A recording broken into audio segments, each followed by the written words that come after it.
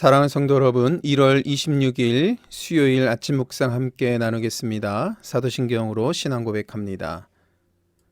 전능하사 천지를 만드신 하나님 아버지를 내가 믿사오며 그 외아들 우리 주 예수 그리스도를 믿사오니 이는 성령으로 잉태하사 동정녀 마리아에게 나시고 본디오 빌라도에게 고난을 받으사 십자가에 못 박혀 죽으시고 장사한 지 사흘 만에 죽은 자 가운데서 다시 살아나시며 하늘에 오르사 전능하신 하나님 우편에 앉아 계시다가 저리로서 산자와 죽은 자를 심판하러 오시리라. 성령을 믿사오며 거룩한 공회와 성도가 서로 교통하는 것과 죄를 사하여 주시는 것과 몸이 다시 사는 것과 영원히 사는 것을 믿사옵나이다. 아멘. 오늘 아침에는 출애굽기 11장의 말씀으로 아침 묵상 함께 나누도록 합니다. 오늘도 하나님께서 주시는 풍성하신 은혜가 여러분들 가운데 함께하기를 주님의 이름으로 간절히 축원합니다. 출애굽기의 말씀을 읽으면서 이제 우리는 11장의 말씀을 읽으면서 하나님께서 이스라엘 백성을 애굽에서 구출하기 위하여서 10가지 재앙을 내린 그 말씀을 읽게 되고 오늘 11장에서는 그 마지막 재앙이 되는 내용을 읽게 됩니다.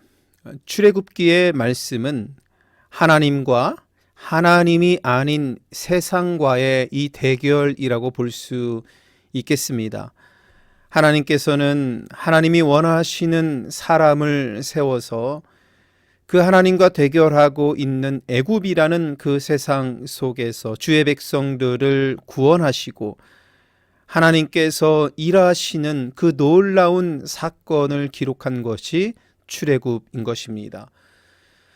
먼저 우리가 볼 수 있는 것은 10가지 재앙은 사람이 생각할 수 있는 것들을 넘어서서 보여주시는 하나님의 그 일들인 것을 보게 되지요. 이렇게 하나님께서는 사랑하는 당신의 백성들을 위해서 일하심을 우리는 보게 되고요. 그리고 하나님께서 하시는 이 10가지 재앙을 믿고 따르는 주의 백성들이 구원을 얻을 수 있음을 우리는 말씀을 통해서 확인할 수 있습니다. 오늘 11장에서 함께 읽는 10번째의 재앙은 바로 모든 장자가 죽음을 면치 못할 것이다 라는 그러한 재앙입니다. 1절 말씀을 보면 다른 재앙에 대한 말씀을 할 때는 꼭 몇 번째 재앙인지에 대한 언급을 하지만 11장 마지막 재앙, 10번째 재앙을 얘기할 때는 한 가지 재앙을 바로와 애굽에 내린다라고 말씀하고 있습니다.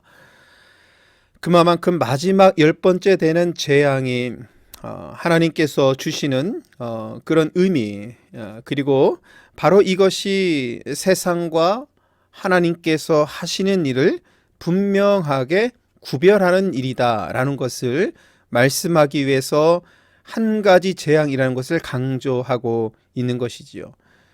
그리고 내일 우리가 함께 읽게 되는 12장의 말씀에 보면 오늘 10번째 재앙을 근거로 해서 6월절이 제정이 되는 그 말씀을 읽게 됩니다.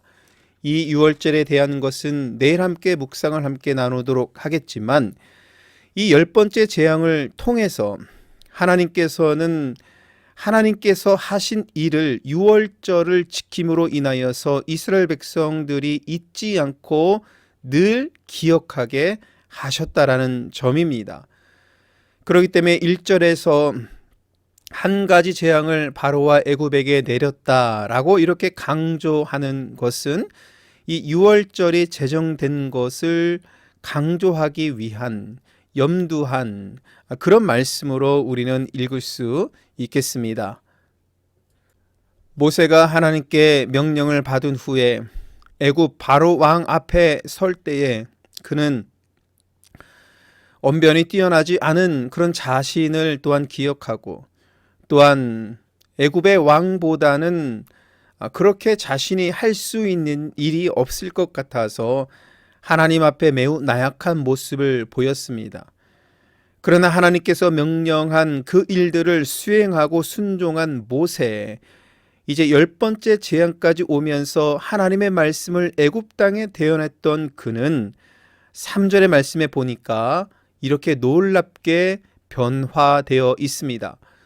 모세는 애굽 땅에 있는 바로의 신하와 백성의 눈에 아주 위대하게 보였더라.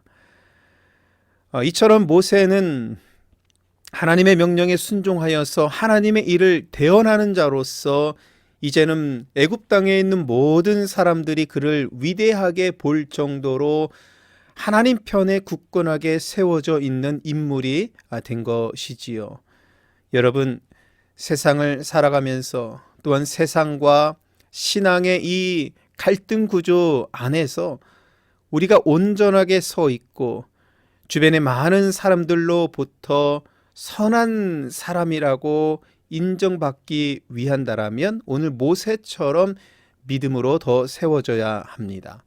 하나님의 말씀에 순종하여서 어떠한 어려움이 오더라도 그 믿음 위에 서 있는 신자가 될 때에 모세처럼 위대하게 보여지는 신앙의 그런 순례자가 될 수 있는 것입니다.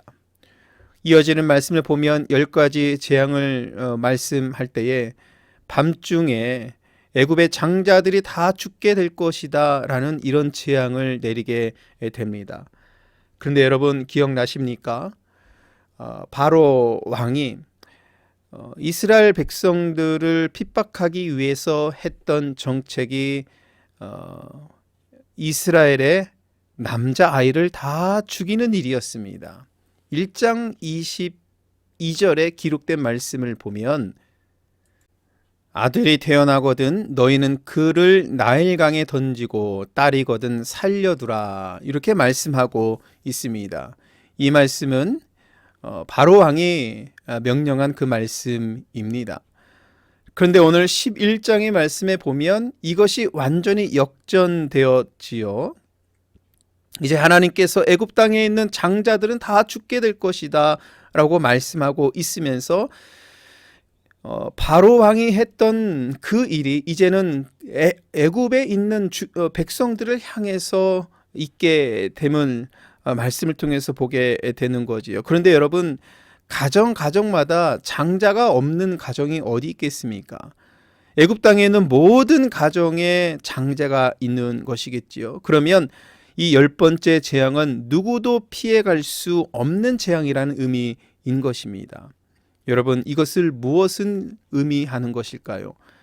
우리 하나님께서 하시는 심판 가운데에서는 어느 누구도 그 심판을 벗어날 수 없다라는 것을 말씀하고 있습니다. 마지막 때에 우리 예수님께서 이 땅에 재림하셔서 이루실 그 일들을 어느 누구도 피해갈 수 없음을 우리는 출애굽기 11장의 말씀을 묵상하면서도 읽게 되는 것이고 출애굽기에서 전해주는 그 복음의 메시지가 여기에도 담겨져 있는 것입니다. 그러면 이 재앙 속에서 살아남을 수 있는 방법은 무엇인가? 내일 우리가 함께 나눌 12장의 말씀에 나와 있지요. 어린 양, 흠 없는 어린 양의 그 피를 문설주에 바르는 것입니다. 여러분 이것은 무엇을 의미하는 것일까요? 우리 주 예수 그리스도께서 십자가에서 피 흘려 죽으심을 의미하는 것이지요. 그러므로 누구도 하나님의 이 심판 가운데 피할 수 없지만 유일한 오직 한 가지 방법은 어린 양의 피를 문설주에 바르듯 우리의 죄를 속하신 예수 그리스도를 믿음으로 나아갈 때에 우리는 이 재앙 속에서 피하여 구원받아 하나님의 영광 가운데 살아갈 수 있는 주의 백성들이 될 수 있는 것입니다. 사랑하는 성도 여러분, 오늘 이 말씀을 읽으면서 다시 한번 다짐하고 결단하고 하나님께 바로 설 수 있는 믿음으로 세워지기를 간절히 소원합니다. 세상의 혼란과 어려움이 우리들에게 닥쳐오고 또한 우리들의 믿음을 흔들게 하는 여러 삶의 문제들이 올지라도 여러분들의 믿음을 놓지 않고 끝까지 잡고 나아가며 하나님의 그 심판 가운데서도 예수 그리스도를 바라볼 수 있는 믿음으로 나아갈 때에 출애굽 사건을 통하여서 구원하신 하나님의 은혜가 여러분들 가운데 늘 함께 할 줄 믿습니다. 이 믿음으로 오늘 하루도 주 안에서 평강이 넘치는 복된 날 되시기를 주님의 이름으로 간절히 축원합니다. 주기도문 하시겠습니다. 하늘에 계신 우리 아버지여, 이름이 거룩히 여김을 받으시오며 나라가 임하옵시며 뜻이 하늘에서 이루어진 것 같이 땅에서도 이루어지리라. 오늘날 우리에게 일용할 양식을 주옵시고 우리가 우리에게 죄 지은 자를 사하여 준 것 같이 우리의 죄를 사하여 주옵시고 우리를 시험에 들게 하지 마옵시며 다만 악에서 구하시옵소서. 대개 나라와 권세와 영광이 아버지께 영원히 쌓옵나이다. 아멘.